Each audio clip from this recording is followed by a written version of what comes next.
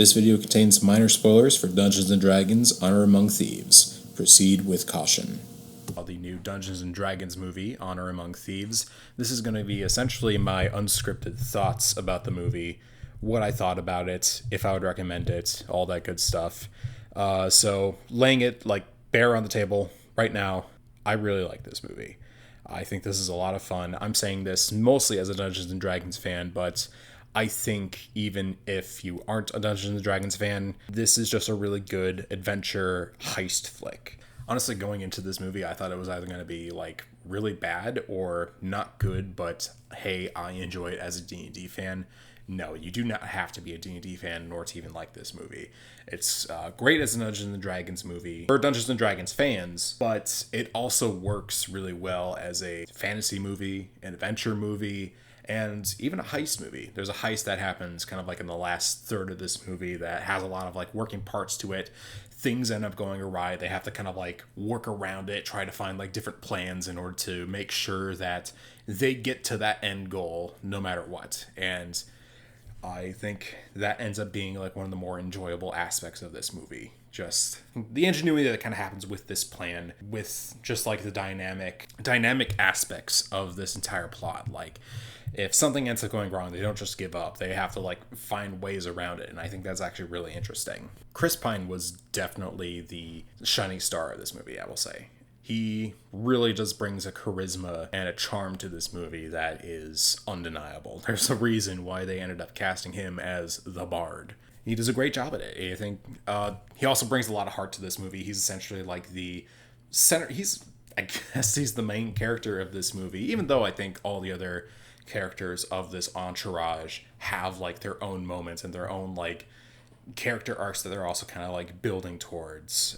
For example, Justice Smith's character is the mage, and he's trying to prove himself because he's kind of bad at being it, but he progressively gets better and better at it as the movie goes on, namely as he kind of starts to not doubt himself as much. With Chris Pine, the crux of this movie is him trying to save his daughter, but also there's an ancient relic that they need to find as well and save from the clutches of this wizard, one of the red wizards. There's a group of wizards that are destined to just turn the entire world into mindless zombies. You kind of expect where it's gonna go after near the ending third of this movie, but I think it ends up being pretty dynamic. It makes sense for these characters, and Chris Pine also works pretty well with Michelle Rodriguez, Holga, who is the very simple but very strong barbarian who pretty much has the most dynamic fight scenes in this movie. And then you also have Sophia Lillis as the druid Doric, who I think she kind of has the least to do as far as personality is concerned. Honestly, I didn't really think she was the most dynamic or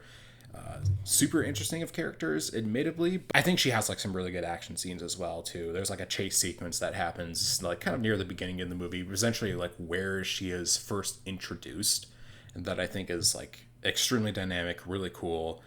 It's definitely one of the highlights of this movie for sure. Hugh Grant plays this con man rogue that I'm not really going to spoil a whole lot about the character, but he has a lot of charisma that he brings to this role as well.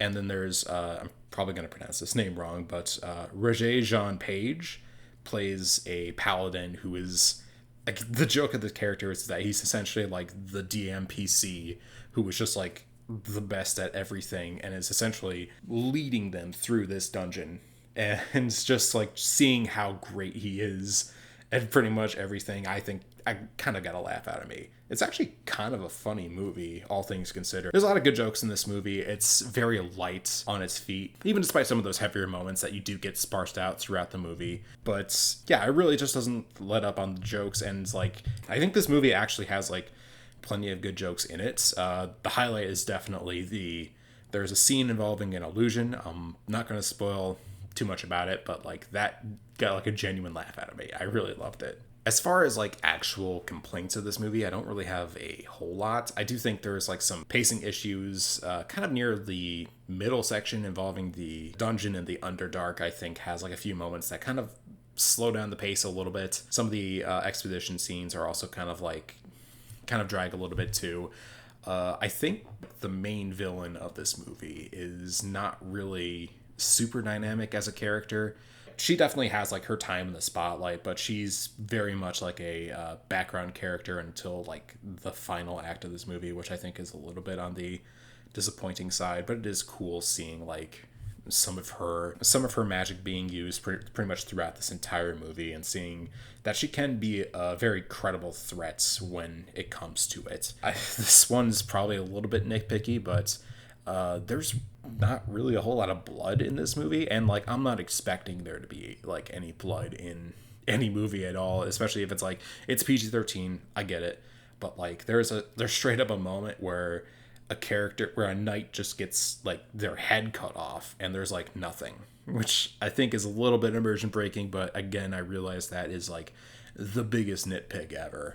Are you gonna get a whole lot out of this movie? Are you really gonna like, is your world view gonna be changed by this movie at all?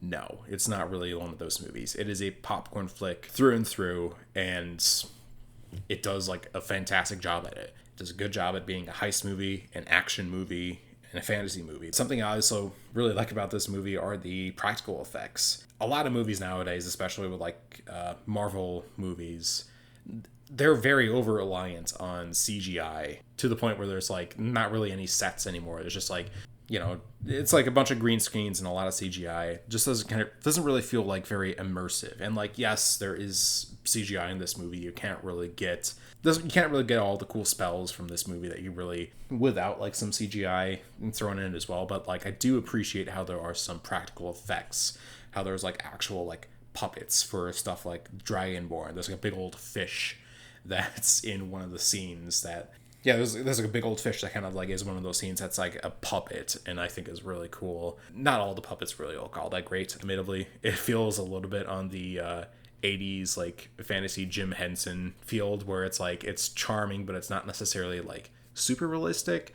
But I mean, it's still very charming. I really liked that. Just seeing like big old Dragonborn kind of like sitting out in the middle of the streets, and just like it actually feels somewhat real. It's not like a CGI prop that an actor is kind of looking around but doesn't really quite sure where they are. And also, speaking as a Dungeons and Dragons fan, they really did their homework on this movie as far as the locations, the different types of creatures like Aarakocra or Tabaxi, even the spells. Like pretty much any spell that was cast in this movie, I was like, oh, I know the name of that. I know exactly what spell he's using at that moment. Like I said before, it's a great movie for D&D fans. Even if you're not really like into D&D all that much, I think this is still a good time. But overall thoughts on this movie, I was kind of, after watching this movie, I was like, I really liked it, but I think it is kind of growing on me a little bit more. It's not really going to completely rule your world or anything like that, but as a popcorn flick, I think this is a really good time. It is probably in the ballpark of like a 7 or an 8 out of 10 for me. So yeah, that's overall my thoughts on the Dungeons and Dragons movie. It's still out in theaters. Hopefully by the time I'm uploading this, I realize that might be a little bit late, but yeah, hope you guys enjoy, and I'll see you all later.